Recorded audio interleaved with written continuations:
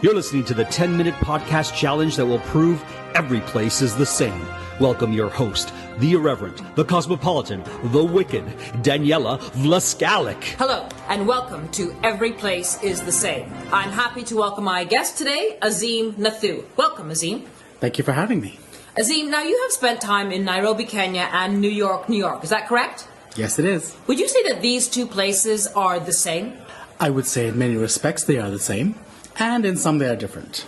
Well, you might think they're the same. I might think they're the same, but I have a feeling that some of our listeners might be doubting. So, in this episode, we are going to prove that Nairobi, Kenya, and New York, New York are the same. Tell me about living there, walking around. What's it feel like? What's it look like? Well, Nairobi is now very different to when I grew up. It was a much smaller city, and there were roughly the amount of cars that could be sustained by the infrastructure and the roads that are there. Unfortunately now, the infrastructure is still the same, but the cars have quadrupled in number.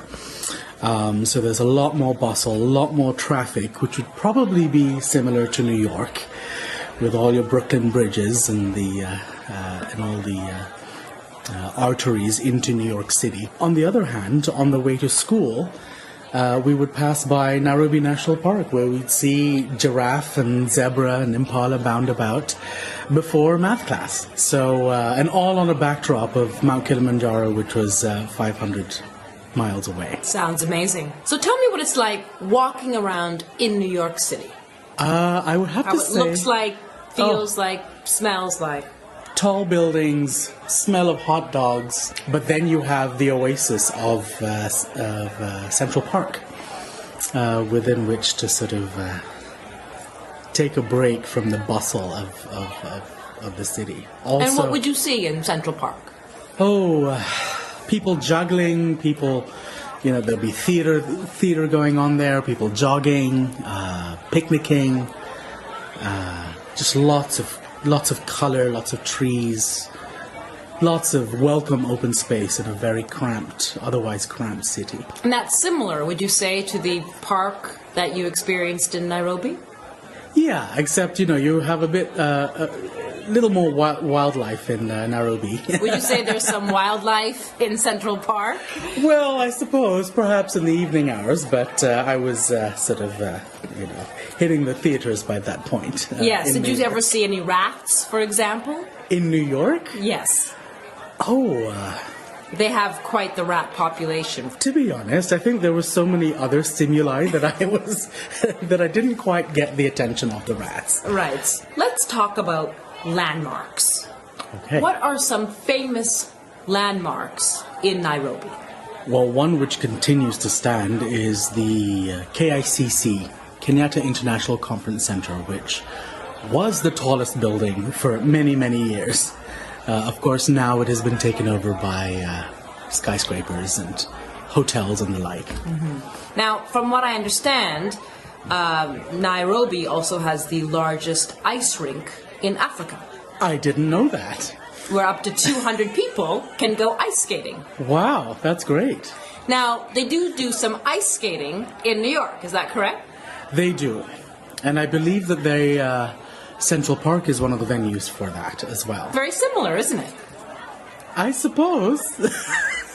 Though I'd love to see the ice rink in Nairobi, and that is quite impressive that they do. I think they are on the verge of putting a bid for the Winter Olympics, but we'll have to wait and see. Tell me about some landmarks in New York. Well, the Statue of Liberty stands out, the Empire State Building, and the Guggenheim. Is that correct? It's definitely a museum, yes. Yes. Now, are there some interesting museums that you can tell us about in Nairobi?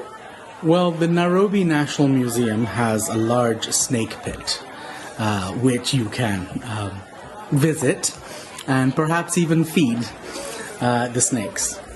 They also have an encaged boa constrictor, which is very, very large. Now, some people might say that Wall Street is a snake pit. Would you agree with that? Absolutely. And you could feed them as well, I bet. Oh, I'm sure they feed themselves quite well on their own. What's something that you would do in the evenings in Nairobi? For entertainment, there is a significant nightlife with bars and restaurants, and as there are in New York as well. And you could also catch a jazz band at a local brewery. In Nairobi? In Nairobi, they have. Tell me about that. Well, there's a place called the Brew Bistro, and I think they have they make their own Belgian-style beers, and then they have jazz bands that come, and you can either sort of sit and have drinks, or you could have a proper dinner there, but that seems to be a hub for a lot of people socializing in the evening. There's also a place called the Carnivore, which is a restaurant where you can have all kinds of meat, from your regular beef, lamb, chicken, then impala, ostrich, crocodile, etc. And then it turns into a nightclub at night. Now, do you enjoy jazz? I love jazz.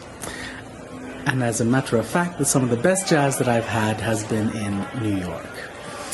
A basement venue called Smalls Jazz that sat 15 people and went on all night. I am familiar with Smalls. It's a wonderful jazz venue, and I also love jazz. Uh-huh. So, if I were to go with you to New York or to Nairobi, you could take me to a fabulous jazz bar, is that right? Either way, absolutely. Now, there's a lot of famous writers and theater in New York. Yes. And have you attended some of that? I did. There was one time I saw American Buffalo with William H. Macy, and the second night, that trip, I saw Cabaret, followed by La Boheme at the Met. Incredible. Now, Nairobi has a history of some very famous novels and actors. Out of Africa is written by Karen Blixen. That's right. And she lived in Nairobi for a long time. Yes, she did. And there's a whole area named after her called Karen. That's right. And that was also made into a famous film, wasn't it? Robert Redford, Meryl Streep, I believe. And a lot of films are made in New York as well. Yes, they are. Lupita Nyong'o is from Kenya. That's right. She's also from Nairobi. Yes. Lots of a very famous actress. Mm-hmm. And a lot of famous actresses working in New York as well. And that is a huge similarity. It is. I hadn't thought of it that way. Amazing. Well, Azeem, you have been an amazing guest. I'm so happy that you could be on here to talk about jazz, which we can find in both of these amazing cities. Indeed. Incredible parks with amazing wildlife. Mm-hmm. If you're a fan of ice skating, you can go to Rockefeller Center, or you can go to this largest ice rink in Africa, in Nairobi. Put your skates on, go for a spin. And all that traffic, hustle and bustle, you can't escape whatever city you're in. So thank you, Azeem, for being on our show and for proving that Nairobi, Kenya and New York, New York are the same. You just listened to Everyplace Is The Same, hosted by Daniela Vlaskalic and produced by Drumcast Productions. Leave us a 5-star review on iTunes and follow us on Instagram at Everyplace Is The Same. Until next time, enjoy your travels.